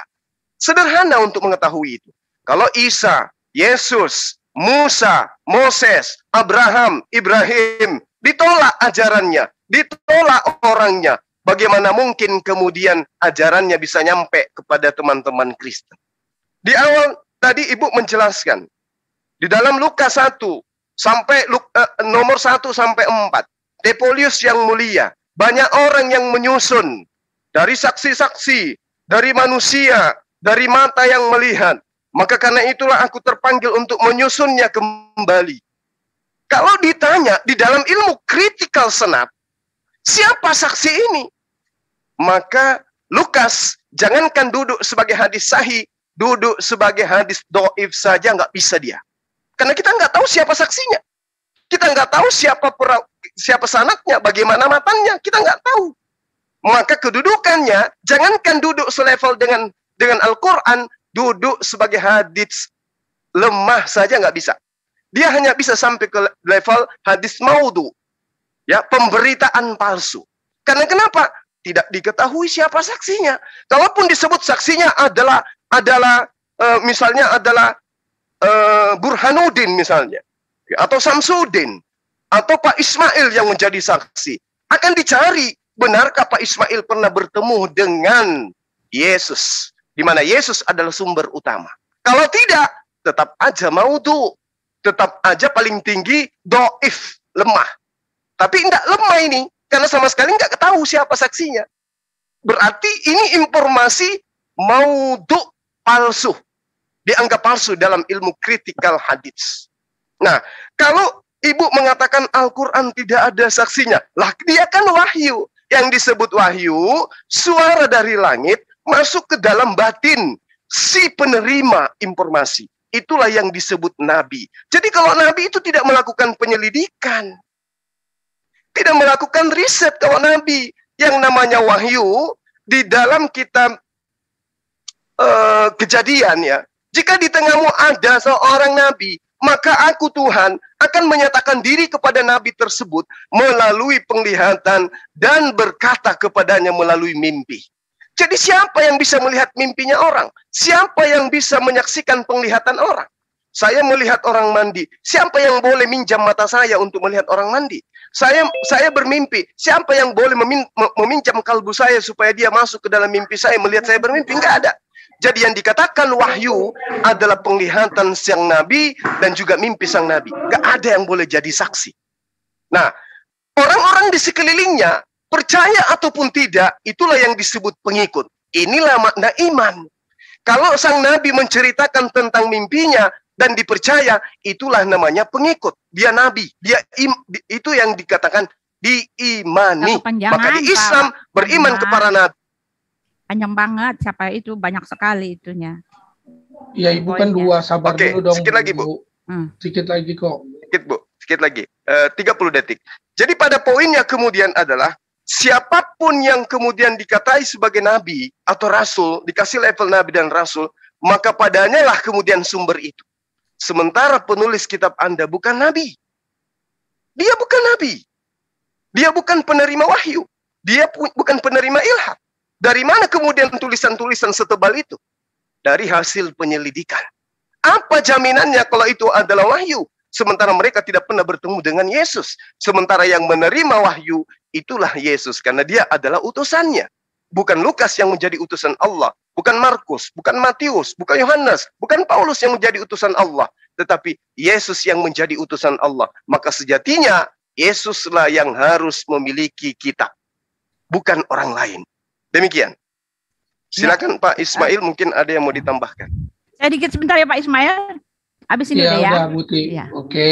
Ya, sebentar Pak Ismail ya. Lalu Pak itu, sebentar Pak. Ini karena dia menjawab tentang saya gitu kan, tentang saya punya itu tadi. Ya, jadi begini ya, hanya di Muslim lah ya yang butuh saksi malah salah ya. Yang hanya di Muslim lah yang butuh saksi itu salah, lalu yang nggak butuh saksi itu adalah kebenaran. Sedangkan di dalam pengadilan ya, di mana satu pernyataan yang benar itu bukan hanya cuma ngaku saya terima wahyu ya, oh saya terima wahyu, saya terima ilham, saya disuruh ngambil duit gitu. Lalu ya udah ngaku aja, oh ya terima ya kalau gitu, oh iya dia benar dia dapat ilham, dia suruh ngambil duit orang gitu kan. Lalu tanpa pengadilan ya diterima begitu saja. Ya hanya di Muslim yang bisa begini gitu. Makanya aku kadang bingung ya. Karena yang butuh saksi, yang butuh data realita itu nggak benar. Yang benar adalah kata Pak Juma tadi langsung telak ke dalam kepalanya Nabi Muhammad ya, dia menerima wahyu adalah di dalam pikiran Nabi Muhammad. Siapa yang bisa menyatakan bahwa itu adalah wahyu Tuhan atau tidak jika pembuktiannya hanyalah berdasarkan ilham yang diterima di dalam hati manusia. Sedangkan Al-Quran sendiri mengatakan bahwa Allah tidak pernah berbicara dengan manusia. Jadi ini adalah artinya pembuktian yang sangat lemah bahkan sangat-sangat beresiko ketika kita mempercayai bahwa itu itu betul-betul wahyu ya. Karena ketika kita tahu bahwa itu adalah wahyu dan itu diklaim sebagai wahyu Tuhan, Tuhan tidak pernah salah. Tuhanlah pembuat sejarah. Tuhanlah Allah di dalam Alkitab kami bahwa Tuhan kami tidak pernah mengutus rasulnya atau nabinya dalam tempat tersembunyi jikalau itu ingin diketahui oleh semua orang. Ya, itu dia. Ya, ini ya kalau kita mau tahu ya, pertama ya apakah itu betul dari wahyu? Ya dari pembuktian, karena Al-Qur'an sendiri ya, Bapak mengatakan tadi bahwa Allah itu adalah pencipta. Kita itu sama, tetapi maaf lagi Pak ya, saya ini berdasarkan dari Al-Qur'an Bapak sendiri ya. Al-Qur'an Bapak sendiri telah menolak ya, menolak Tuhannya orang Israel, menolak Tuhannya orang Yahudi. Ya, Tuhannya Bapak mengatakan di dalam Maryam 88 dan mereka berkata Tuhan yang Maha Pemurah mengambil mempunyai anak. Sesungguhnya kamu mendatangkan sesuatu perkara yang sangat mungkar. Hampir-hampir langit pecah karena ucapan itu dan bumi belah dan gunung-gunung runtuh. Karena mereka mendakwakan Allah yang Maha Pemurah mempunyai anak. Nah itu dia. Tuhannya Bapak sendiri ya, Allah Bapak sendiri telah menolak bahwa dia adalah Tuhannya orang-orang Israel. Ya, dia menyangkali Tuhannya orang Israel yang punya anak. Tetapi masalahnya adalah ya di dalam At-Taubah 9:30 saya mau tambahkan lagi ya. Orang-orang Yahudi berkata Uzair itu putra Allah dan orang Nasrani berkata Al-Masih itu putra Allah. Demikianlah ucapan mereka dengan mulut mereka meniru perkataan orang-orang kafir yang terdahulu, dilaknati Allah lah mereka. Bagaimana mereka sampai berpaling? Nah, pertanyaan saya, kalau kita punya Tuhan yang sama, kenapa Tuhan Bapa menolak Tuhan yang dia klaim sebagai dialah yang memberikan, dialah yang melakukannya? Ya, karena orang-orang Yahudi jelas mengatakan Tuhannya punya anak. Di Mazmur 68 ayat 5, Bapa bagi anak yatim dan pelindung bagi para janda, itulah Allah di kediamannya yang kudus. Nah, masalahnya ketika ini diklaim sebagai wahyu Allah, tetapi klaimnya sendiri seperti orang yang tidak tahu, tidak maha tahu, karena yang dimaksud dengan Allah punya anak di saat dikatakan adalah Mazmur 68 itu bukan anak yang dimaksud oleh Allah Subhanahu wa taala. Dia mengatakan hampir langit-langit pecah karena ucapan dan bumi belah dan gunung-gunung runtuh. Karena mereka mendakwakan Allah yang Maha Pemurah mempunyai anak. Maksud dari Allah bahwa yang punya anak itu dalam anak secara biologis daging. Tetapi orang-orang Yahudi itu mempunyai Tuhan yang punya Bapa yang menjadi anak itu adalah Bapa dan anak yatim dan pelindung bagi para janda. Itulah Elohim di kediamannya yang kudus. Lalu di dalam Mazmur 89 ya, nabi-nabi di sana Raja Daud mengatakan dia pun akan berseru kepadaku, Bapakku, engkau adalah Allahku dan gunung batu keselamatanku. Lalu di dalam Yesaya 9 dikatakan dia adalah Bapa yang kekal. Jadi cara mengklaimnya pun juga salah gitu loh. Enggak mengerti apa yang dia klaim. Patutkah yang seperti ini bisa dikatakan sebagai wahyu Tuhan? Ya menurut saya enggak lah Pak ya. Lalu Bapak menyangkali bahwa yang bersaksi ria itu adalah tidak sah, hanyalah yang mengaku bahwa dia dapat ilham di dalam kepalanya gitu kan, di dalam pikirannya sendiri, lalu dia membuktikan bahwa ini adalah wahyu tanpa ada pembuktian. Bagaimana cara Bapak membuktikannya gitu loh Pak? Ya kita jangan konyol, saya mau bilang ya, jangan konyol, hanya mengaku, orang yang mengaku bahwa dia dapat ilham, lalu Anda percayai, lalu semua yang ada buktinya, yang ada faktanya, yang ada realitanya, Anda tolak itu sebagai kebohongan. Nah ini kan pikiran Bapak yang terbolak-balik ya kan. Di dalam 2 Samuel 7 ayat 14, aku akan menjadi bapaknya dan ia akan menjadi anakku. Jadi saya menolak ketika Pak Juma lagi mengatakan bahwa dialah Allah Subhanahu wa taala adalah pencipta dari kami. Oh enggak Pak, maaf ya. Karena Allahnya Bapak tidak kenal pencipta kami. Pencipta kami telah mengatakan tidak ada yang sama seperti dia, tidak ada yang lain yang dibentuk selain dia, yang adalah Allah yang Esa, yang mana? Yang penebus dan juru selamat.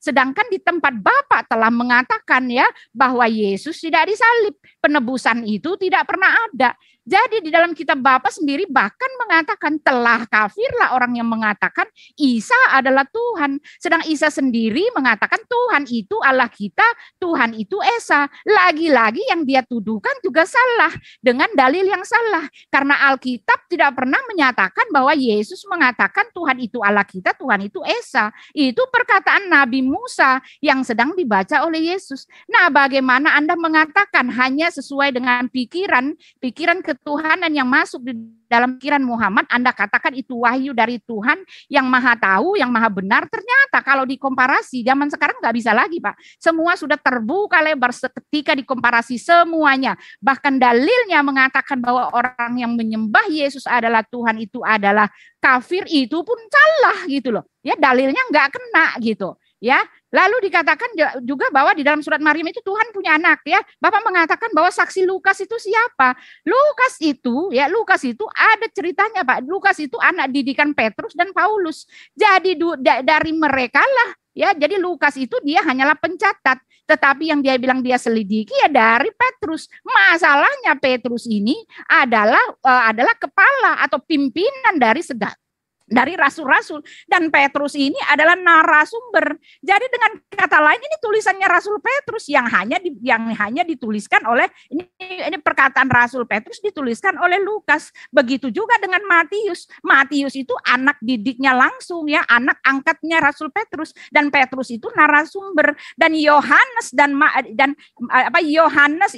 Matius dan Yohanes itu adalah narasumber yang sah. Mereka bukan saja terima wahyu ketika Roh Kudus itu turun di atas mereka, ketika di hari Pentakosta itu ketika Roh Kudus turun di hati mereka, di kepala mereka gitu kan, ketika di hari Pentakosta itu mereka langsung tahu ya segala bahasa. Itu artinya sudah memenuhi pikiran mereka. Lalu itu bukan hanya sekedar memenuhi pikiran mereka, pengetahuan tentang Tuhan, bahkan bahasa yang akan mereka tuju, mereka melengkapinya dengan saksi-saksi, dan mereka itu adalah saksi mata. Hanya orang yang terbolak-balik pikirannya yang lebih percaya kepada yang ngaku cuma wahyu tanpa pembuktian. Ketika dia mengklaim-klaimnya itu juga salah.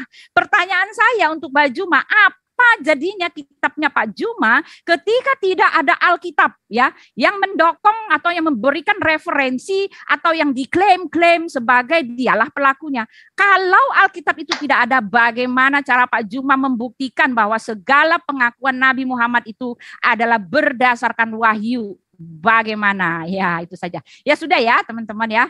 Bapak lanjutkan lagi, silakan. Pak Lamsen mungkin. Ya, gantian. Ya, silakan. Ini masih ada Pak siapa? Iya, Pak Ismail. Silakan Pak Ismail, buka mic-nya. Pak Ismail. Pak Ismail. Sebentar. Oke, sebentar. Ada banyak pertanyaan, tapi saya nggak ada komentar ya. Karena ini kan antara Bang Juma dengan Buti iya, Pak. Jadi saya ditanya sendiri-sendiri ya. Iya, jadi masalah sendiri masing-masing. Ya. Menurut saya tidak mengomentari apapun.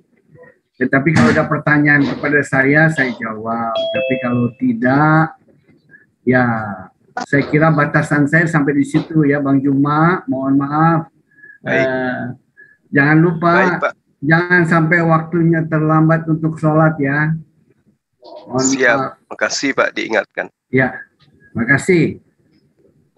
Assalamualaikum. Saya boleh bertanya Pak sedikit aja, dan saya minta Bapak menjawabnya singkat aja. Oh iya, silakan. Baik, tadi di awal Bapak mengatakan bahwa bahwa Yesus itu ditolak oleh Bani Israel. Ya. Nah, kalau Yesus ditolak oleh Bani Israel, Pak, apakah kemudian pengajarannya Yesus itu diterima? Layaknya Rasulullah Muhammad SAW ketika ditolak Bani Arab, ya, apakah kemudian ajarannya diterima atau kudu dua-duanya harus diterima nih Pak? Misalnya Yesus datang kepada Bani Israel ditolak, tapi ajarannya diterima, sehingga muncul kitab Bapak hari ini. Atau Yesusnya ditolak, tapi ajarannya diterima lalu dibukukan. Atau ada nggak jaminan Pak bahwa penolakan Yesus membuahkan ajarannya diterima secara murni? Silakan Pak, singkat aja Pak. Oke, terima kasih. Jadi sebenarnya Bang Juma, sesungguhnya orang yang ditanya itu tidak lebih tahu daripada orang yang bertanya. Nah, Begini Bang Nggak Juma. apa-apa, Pak. Masya Allah. Ya. Jadi begini Bang Juma. Bukankah itulah ada Hawariyun, ya? Nah, Kanjeng Nabi Muhammad juga memiliki Hawariyun tentunya ya tersendiri karena tiap-tiap umat Allah mengirim utusannya. Jadi itulah Hawariyun yang bekerja. Ya. Oleh sebab itu di dalam Quran juga dijelaskan siapa yang membela aku? Hawariyun berkata, kamilah, kan begitu. Nah, kalau dalam soal etika kepercayaan dan lain sebagainya, saya kira seiring waktu, bukankah Kanjeng Nabi juga mengalami hal yang sama? Ya, bahkan tahun ke-10 lah baru beliau mendapatkan murid dari Bani Aus dan Bani Khazraj, ya. 6 orang lah murid beliau dari penduduk Yathrib. Kan begitu toh? Jadi bayangkan kalau Nabi Isa alaihissalam mungkin lebih cepat, ya. Karena beliau hanya 3 tahun. Ya, Nabi Muhammad malah lebih lama, butuh 3 kali waktu, kan begitu. Baik. Jadi saya kira seiring waktu baik, Pak. yang terjadi. Terima kasih Bang Juma. Baik Pak, baik. Mungkin kita bisa nanti bincang-bincang lagi Pak, sesi apakah Hawariyun ya, itu adalah penulis kitab kanonik. Oke, nanti kita boleh, bahas lagi ya. Terima kasih. Kalau gitu saya boleh mohon pamit ya. Iya Pak. Oke, silakan Pak, silakan. Ya. Terima kasih Pak. Silakan Pak. Semua kepada yang makasih ya Pak. Terima kasih Pak Ismail. Waalaikumsalam Bu Uti. Ya. Salam ya. Salam Pak. Salam semua kepada Bang Jion. Ya. Iya Pak, sama-sama Pak. Nanti saya hubungi Bapak kembali. Amin. Ya. Oke, baik. Bu Uti, saya sikapi sedikit apa yang Ibu terangkan. Jadi gini Bu, yang dimaksud kebenaran absolut itu tidak butuh saksi.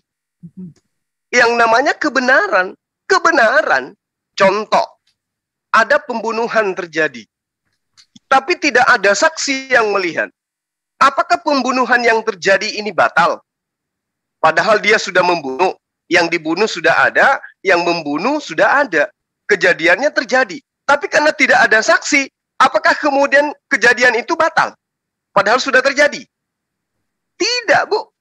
Jadi kebenaran itu tidak butuh saksi. Kalaupun ada saksi ya alhamdulillah. Tapi yang namanya kebenaran sama sekali tidak gugur karena tidak adanya saksi. Contoh misalnya, ibu dicetak oleh ayah dan ibu. Nggak ada saksi melihat ayah dan ibu melakukan sesuatu sehingga dia hamil. Nggak ada saksinya. Cuman mereka berdua. Apakah kemudian karena nggak ada saksi, maka itu tidak terjadi? Tetap aja terjadi. Begitulah Al-Quran. Pewahyuan itu benar adanya terjadi tanpa ada kesaksian. Lalu kemudian terakhir Ibu bertanya tadi, apa bukti? Apakah Al-Quran itu bisa dibuktikan tanpa ada Bible? Ibu, saya katakan sekali lagi, ini yang kesekian kalinya saya sampaikan kepada teman-teman. Al-Quran nanti bersentuhan dengan Bible di Indonesia. Nanti ketemu kristalog Indonesia, Islam dan Kristen, barulah bertemu, didialogkan di dalam Zoom, di StreamYard dan seterusnya, nanti di Indonesia. 1400 tahun silam, Al-Quran berdiri sendiri tanpa ada Bible. Itu yang perlu Ibu paham. Tidak ada Bible, Al-Quran berdiri sendiri. Rasul Muhammad SAW, para sahabatnya kemudian menerima wahyu, menuliskan wahyu, menghafalkan wahyu, menyampaikan wahyu. Tidak ada setitik pun campur tangan Bible di dalamnya. Berdiri sendiri dia, karena dia adalah wahyu. Begitu berjalannya waktu sampai di Indonesia, barulah kita berdialog tentang Bible, tentang Al-Quran. Jadi itu harus dipahami. Al-Quran tanpa Bible, tanpa kitab apapun tetap berdiri dengan kokoh. Karena Al-Quran itu adalah pewahyuan. Berbalik dengan buku daripada ibu. Itu nggak tahu. Nah, kemudian ketika Al-Quran mengatakan Tuhan, Anda katakan tidak bisa bicara langsung, itu di Al-Quran di mana? Diterangkan di ayat berapa?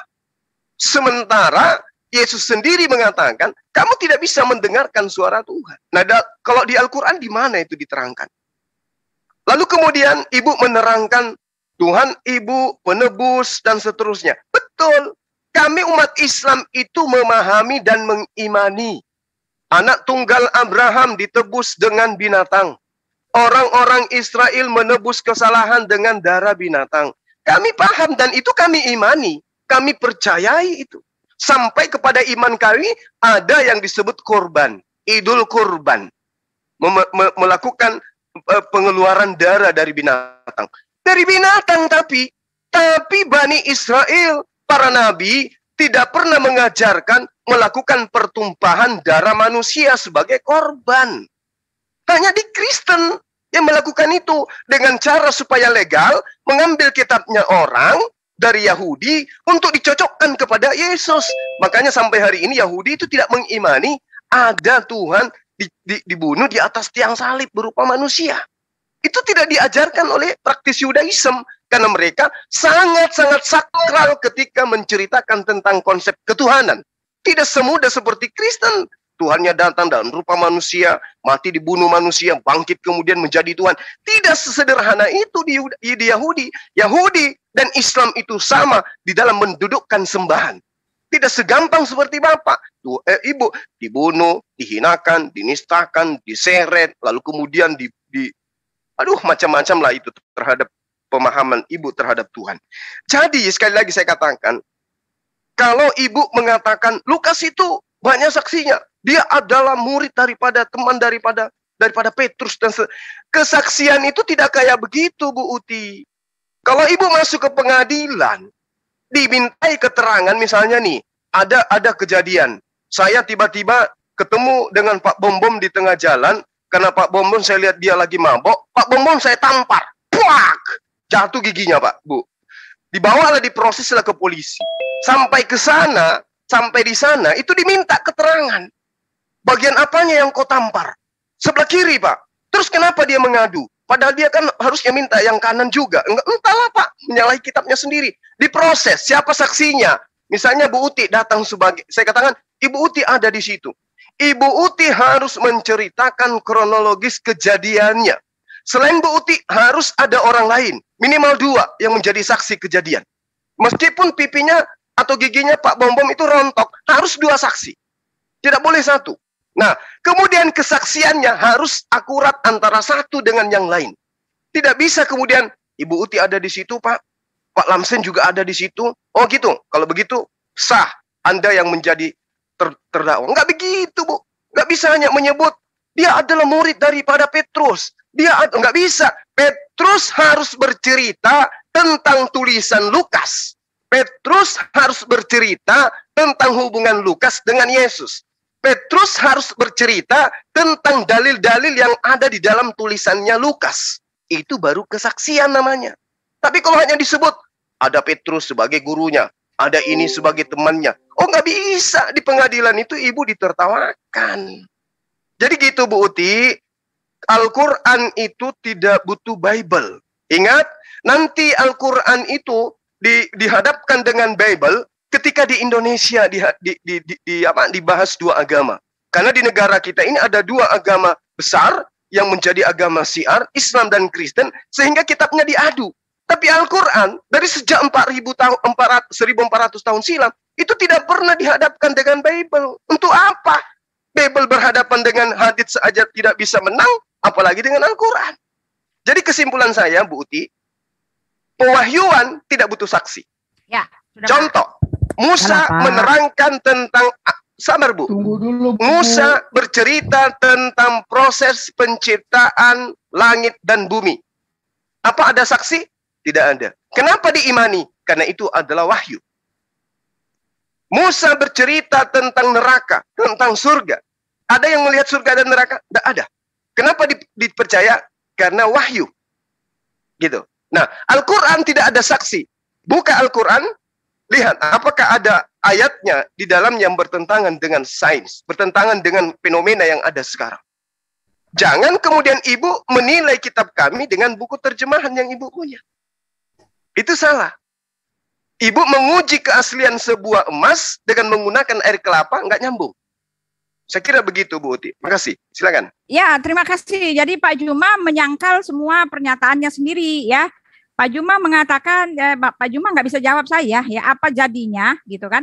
Apa jadinya ketika tidak ada Alkitab, ya Bapak Juma muter. Sudah saya jawab tadi, Bu. Tinggal Sudah, iya, sudah, ya. sudah Bapak jawab. mengatakan tidak perlu, ya Al-Quran bisa berdiri sendiri. Ya, tetapi betul, tidak maaf, perlu. Al-Quran sendiri malah menggadang-gadangkan, bahkan mengatakan bahwa kamu tidak ada pada jalan yang sebenarnya kecuali mengikuti Taurat, Injil, dan Zabur. Ya, Bapak tidak tahu ayatnya sendiri, ya.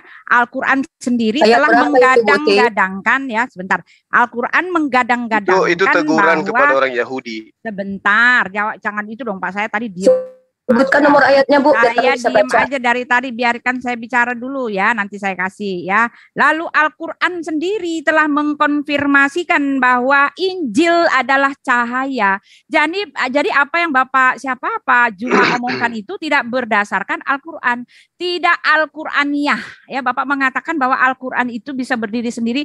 Bagaimana dia bisa berdiri sendiri ketika dia mengklaim bahwa Injil itu adalah cahaya? Cahaya dari untuk kitabnya juga. Al-Maidah 46 coba baca. Al-Baqarah 121 ya. Orang-orang yang kami berikan Alkitab kepada mereka, mereka membacanya dengan bacaan yang sebenarnya. Ya, bagaimana mungkin Anda mengatakan bisa berdiri sendiri sedangkan isi di dalam Alkitab ada di dalam Al-Qur'an Anda itu semuanya boleh ngambil dari tempat kami, bahkan diklaim oleh Tuhan Anda. Ketika ditanyakan mana bukti-buktinya, Allah pun memberi bukti. Jadi ini tidak sesuai dengan apa yang dikatakan oleh Pak Juma. Allah memberi bukti di dalam Taha 133, bukti-buktinya adalah di kitab-kitab terdahulu. Bagaimana Anda mengatakan bahwa Al-Quran bisa berdiri sendiri tanpa kitab-kitab terdahulu, karena Tuhan sendirilah, Allah sendiri mengatakan buktinya ada di kitab terdahulu.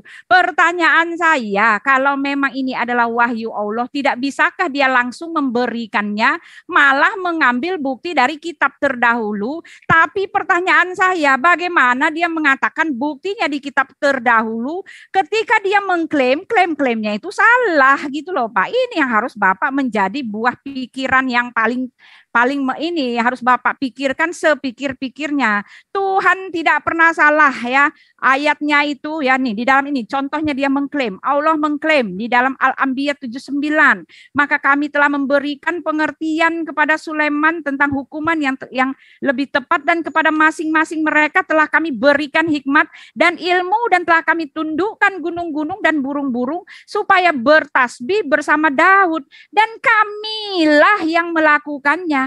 Dan ini enggak cuma di situ, Al-Anbiya 86, Al-Anbiya 87, 88, 89, 90, 91. Dia mengklaim. Jadi bagaimana Anda mengatakan bisa berdiri sendiri? Anda tidak bicara secara Al-Quraniyah Pak ya. Saya menyangkali itu karena Anda tidak Al-Quraniyah ya, sedangkan di dalam kitab Anda sendiri dikatakan bahwa bukti-buktinya ada di kitab-kitab terdahulu. Lalu Anda mengatakan siapa saksinya Lukas gitu kan? Harusnya dia dibicarakan, dikonfirmasi oleh Petrus. Oh betul Pak, sudah dikonfirmasi oleh Petrus ya. Di dalam ya, saya akan baca siapa itu Lukas, tertulis di dalam Alkitab. Sekali lagi, tertulis di dalam Alkitabnya ya kan. Lukas adalah seorang tabib ya. Dia ini dikonfirmasikan oleh Rasul Paulus dan Rasul Petrus juga ada ya. Lukas adalah seorang tabib tinggal di Troas, sebuah kota di sebelah barat Asia Kecil. Dia adalah seorang tabib dan menggabungkan diri dengan Paulus yang tertulis di dalam Kisah Rasul 16 ayat 10 di mana dia disebut kami. Jadi Lukas penulis kitab para rasul itu turut serta dari Troas bersama Paulus, lalu ia tinggal di Filipi. Tetapi pada perjalanan Paulus yang ketiga kalinya untuk memberitakan Injil, ia menggabungkan diri lagi ya bersama Paulus. Di dalam Kisah Rasul 20 ayat 6 disebut lagi kami. Nah itu ada Pak. Ya ada linknya, ada pengakuannya. Nah kalau kita baca selanjutnya dia juga berinteraksi dengan Petrus. Ya, jadi Jangan dibilang nggak ada, Pak ya, ada di dalam Alkitab ya. Tetapi masalahnya para penulis Alkitab itu, mereka itu adalah hamba. Mereka tidak sama dengan Tuhannya. Ya, ketika ada satu iman yang mengatakan bahwa kamu tidak bisa masuk agama ini kecuali mengakui Tuhan ini dan Rasulnya. Satu paket ini kamu makanya tidak bisa jadi. Oh, tidak seperti itu kami, Pak. Ya, inti dari penulisan Alkitab itu sentralisasinya adalah Tuhan. Oleh sebab itu para penulis kitab yang menunjukkan atau menulis tentang Yesus tidak pernah membanggakan diri, bahkan mengambil tempat yang paling rendah dan tidak pernah menyebut namanya, karena sentralnya adalah Tuhannya dan mereka adalah pelayannya dan hambanya dan utusannya. Utusan tidak boleh mengambil kemuliaan Tuhannya. Tidak ada utusan yang mengatakan bahwa dia memberikan ketetapan bersama dengan Allahnya. Seperti yang dilakukan oleh Nabi Anda. Ya kan? Nabi Anda menetapkan, Nabi Anda dipuji, Allah memuji, malaikat memuji, lalu Nabi memuji Allah, Nabi juga lalu ya seperti itu ya. Jadi tidak ya Pak ya, sama sekali beda ya. Bapak tidak bisa menanyakan apakah ini ada saksinya, karena di lapangan di mana-manapun dibutuhkan saksi ya. Kalau yang namanya dia adalah wahyu, sebentar, kalau dikatakan itu adalah wahyu lalu Bapak mengatakan bahwa adalah dari Tuhan, pembuktiannya sama sekali tidak ada. Jadi saya bilang itu semuanya lemah. Udah gitu. Udah ya Bang, cuma sedikit buat Bang. Sedikit aja Bang. Ya, silakan. Nampol aja sedikit Bang, nampol. Jadi pertama Tante Uti bilang bahwasanya tuh murid-murid Yesus tuh tidak pernah meninggikan dirinya. Sorry ya, cuman Paulus Bu yang ngaku Bapa ya. Padahal Yesus sudah bilang Matius 23 ayat ke-9. Dan janganlah kamu menyebut siapapun Bapa di bumi ini, karena hanya satu Bapamu, yaitu Dia yang di surga. Apa kata Paulus Bu Uti? 1 Korintus pasal 4:15. Sebab sekalipun kamu mempunyai beribu-ribu pendidik, kamu dalam Kristus, akulah yang menjadi Bapamu. Akuilah yang dalam Kristus yang telah menjadi Bapamu. Jadi kalau dibilang songong banget nih Paulus ya, sampai-sampai Paulus bilang begini, ikutilah teladanku, itu juga ada, ikutilah teladanku itu pernah juga dibilang. Aku juga memiliki roh Allah, itu juga ada Paulus bilang. Bahkan kalau dibilang dia menetapkan keputusan sendiri itu ada, menurut pendapatku ya, dia bilang begitu tentang seorang wanita, menurut pendapatku. Jadi Uti ini kalau bicara ini suka nampol diri sendiri, terkadang saya sedih kadang. Yang kedua, Bu Uti tadi bilang apa katanya kami harus tidak bisa berdiri sendiri tanpa Alkitab. Sorry to say ya Bu Uti. Kalau seandainya ada wahyu Allah Subhanahu wa taala di zaman Nabi Muhammad, memang untuk membuktikannya boleh kita lihat ke apa yang dibaca oleh orang-orang terdahulu. Tapi sorry to say, bukan cuman biblos ya. Kita bisa lihat bagaimana pandangan rasi-rasi, rabi-rabi, ada di Misna, ada di Midrash. Jadi bukan cuman Bible, lagi pula pernah Sayyidina Umar itu memegang kitab Taurat. Apa kata Rasulullah? Buat apa ini kitab ini? Kalaupun Musa saat ini ada, dia akan menjadi pengikutku. Jadi kelak ya, kami tidak butuh kitab kalian untuk pengukuhan iman kami. Karena perintah, larangan, itu tidak butuh kitab kalian. Kitab kalian itu dibutuhkan untuk menampar kalian ketika kalian asumsi. Itu gunanya kitab kalian buat kami ya. Nah silakan Bang Zuma, Bu Uti kalau bicara tuh jangan nampar diri sendiri lah. Maaf ya dengarnya, terima kasih. Bang, baik Bu Uti, beliau Bang. Iya, bentar. Ya, kita hargai Bu Uti dulu, karena Bu Uti maunya dialognya dengan kita. Gini Bu Uti, ketika Al-Quran menceritakan tentang Taurat, seperti data yang Ibu sampaikan tadi. Bismillahirrahmanirrahim. Inna anzalna taurata fiha hudaw wa nur. Yahkumu bihan nabiyun ladina aslamu lilladina hadu warrab baniyuna wal ahbaru bimastuhfizu min kitabillah wa kanu alaihi syuhada fala tahsawun nas wahtashawni wala tashtaru bi ayati thamanan qalila. Ini diterangkan bahwa sungguh kami yang mewahyukan kitab Taurat, di dalamnya ada petunjuk dan cahaya, yang dengan kitab itu para nabi yang berserah diri kepada Allah memberi putusan atas perkara Yahudi. Ini perkara Yahudi, Bu. Jadi orang Yahudi memang diminta oleh Allah untuk taat kepada kitab Taurat. Taurat yang dimaksud di sini kitabnya Nabi Musa. Bukan kitab yang dituliskan dari bahasa Septuaginta yang kemudian diterjemahkan ke dalam bahasa-bahasa lain. Jadi ibu harus membedakan antara kitab Taurat dengan kitab yang dituliskan dengan tangan sendiri yang diterangkan dalam surah Al-Baqarah ayat 79. Antara kitab Taurat, Zabur dan juga Injil, itu ketika diceritakan oleh Allah, itu merujuk kepada wahyu yang diserahkan Allah kepada para nabi. Bukan tulisan-tulisan tangan yang dihasilkan dari salinan-salinan berdasarkan terhadap apa yang ibu urai di dalam kitab Lukas. Nah, kalau ibu menerangkan bahwa Lukas berjalan bersama dengan Petrus, dia adalah murid dan seterusnya, yang itu adalah ketika kemudian Lukas menceritakan tentang Tepolius yang mulia, banyak orang yang menyusun tentang berita-berita yang terjadi di antara kita, maka saya terpanggil untuk menyusunnya kembali. Si Petrus itu melakukan pengesahan terhadap apa yang diceritakan Lukas di dalam Lukas 1 nomor 1 sampai nomor 4 ini. Tapi kan nggak ada cerita Petrus yang terkait dengan cerita Lukas tentang Filipus, nggak ada. Jadi kesaksian yang bagaimana yang Anda maksud? Kalau dia berjalan bersama, dia adalah tabib dan seterusnya, itu bukan proses kesaksian itu. Maksudnya orang ini hidup bersama. Tapi kesaksian Petrus tentang tulisan Lukas ada nggak? Nggak ada. Itu poin kedua. Terus kemudian, ketika Al-Quran itu menjelaskan kitab terdahulu, Taurat, Zabur, dan Injil, itulah bukti bahwa Tuhan yang mewahyukan kitab Taurat, Zabur, dan Injil, dan Al-Quran adalah Tuhan yang sama. Coba lihat di dalam kitabnya orang Hindu dan Buddha. Mereka tidak membahas Taurat. Mereka tidak membahas Injil. Kenapa? Karena mereka tidak memahami kalau Tuhan mereka lah yang mewahyukan itu. Berbeda dengan Al-Quran. Al-Quran menyatakan Allah yang mewahyukan kitab-kitab terdahulu. Begitu juga dengan apa yang ada di dalam kitab ibu. Saya katakan perjanjian baru yang ditulis 1700 tahun kemudian dari Torah, itu tidak ada apa-apanya. Kemudian dia akan menjadi dongeng pepesan kosong. Kalau tidak ada pesertaan daripada buku terjemahan dari Septuaginta yang berasal dari perjanjian lama. Tanpa perjanjian lama, buku ibu hanya dongeng pepesan kosong. Untung ada terjemahan lama dari kitab yang dituliskan 1700 tahun lebih dulu daripada kitab ibu. Kalau tidak, sekali lagi saya katakan, buku ibu akan menjadi dongeng belaka. Nggak ada apa-apanya. Untung saja ada terjemahan dari kitab agama lain yang disandingkan dengan kitab ibu. Al-Quran tidak begitu. Al-Quran datang menceritakan proses yang terjadi terhadap sejarah keturunan anak manusia. Itu yang diterangkan oleh Al-Quran.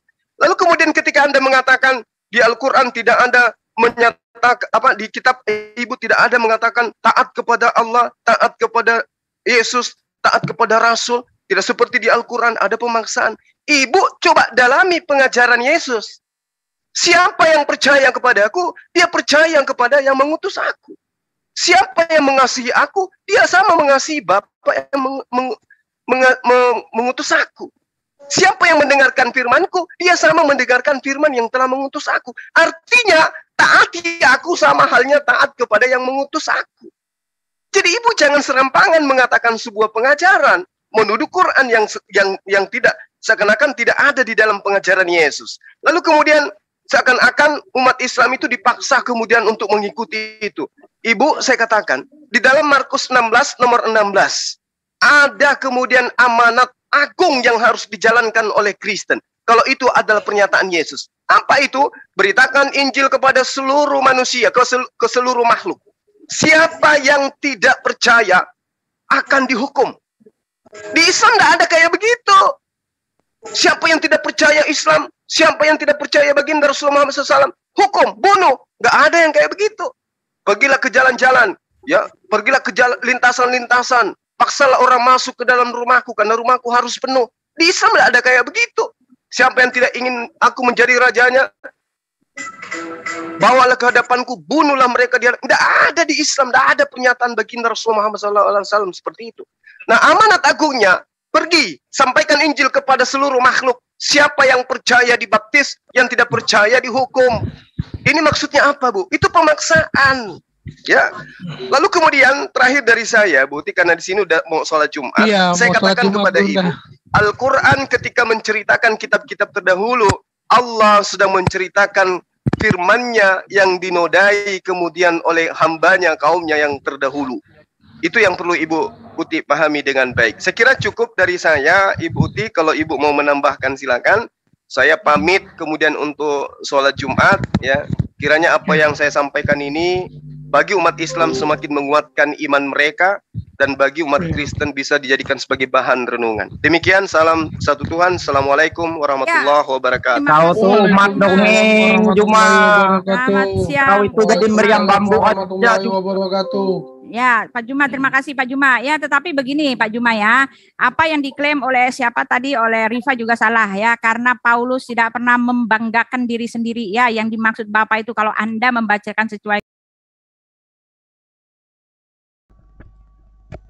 Oke, sahabat yang dimuliakan oleh Allah, kita sudahi dulu sampai di sini. Ya, saya rasa paparan Ibu Uti setelahnya ini hanya penolakan-penolakan akan kebenaran yang kita sampaikan. Yang paling penting kemudian adalah Ibu Uti terpukul hebat dari murtadin yang katanya pendeta Yusuf Ismail tadi. Karena pendeta Yusuf Ismail itu sebenarnya kalau kita melihat dari paparannya, dia sebenarnya imannya itu Islam, tapi mungkin karena perpuluhan ya, sampai dia meninggalkan Islam, di mana setelah dia sekarang di Kristen dia menjadi seorang pendeta ya, menjadi seorang guru, pendakwah. Menurut dia pengkhotbah berarti dia pendeta. Artinya kehidupan dia setelahnya adalah kehidupan yang lebih kepada keterkaitannya dia dalam mencari nafkah. Karena kebenaran yang disampaikan itu 100% mendukung kebenaran baginda Rasulullah Muhammad SAW dan juga Al-Quran, dan 100% juga memahami Allah Subhanahu wa Ta'ala sebagai pencipta, satu-satunya pencipta. Lalu kemudian beliau menjadi seorang murtadin itu sekali lagi itu karena faktor, saya rasa faktor X ya, faktor ekonomi. Karena itulah Bu Uti semakin kepanasan tadi, dia minta, dia protes, dia mau bicara, dan kita sudah kasih ruang. Dan sampai kapanpun Ibu Uti akan tetap menolak sampai hidayah itu datang kepadanya, meski sebenarnya sanubarinya yang paling dalam itu mengimani dan mengiyakan apa yang saya uraikan. Saya kira begitu para sahabat-sahabat sekalian. Terima kasih banyak atas segala waktunya untuk kita. Terakhir saya minta kepada sahabat untuk like daripada konten kita, channel kita. Tidak ada susahnya, tinggal diklik aja pun ya, supaya pihak YouTube itu melihat bahwa channel kita ini memang digemari oleh netizen. Jadi saya mohon supaya di like aja ketika kita live, dan juga yang ketinggalan nonton itu ya dari awal sampai akhir tanpa skip iklan ya. Sekira begitu sahabat, terima kasih. Subhanakallahumma wa bihamdi asyhadu an la ilaha illa anta astaghfiruka wa atubu ilaik. Assalamualaikum warahmatullahi wabarakatuh. Salam satu Tuhan. Allahu akbar.